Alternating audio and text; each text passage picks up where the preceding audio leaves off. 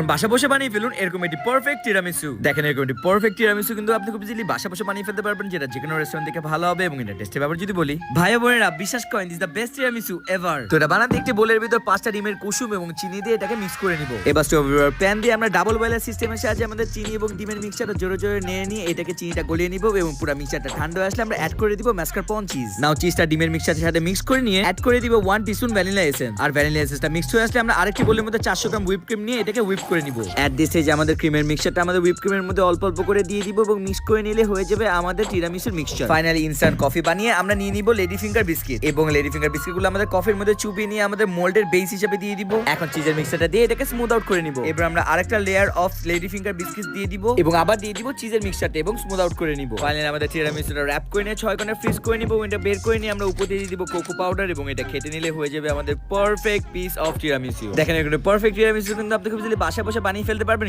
টেস্টের ব্যাপার যদি বলি, ভাই বোনেরা বিশ্বাস করেন দিস দ্য বেস্ট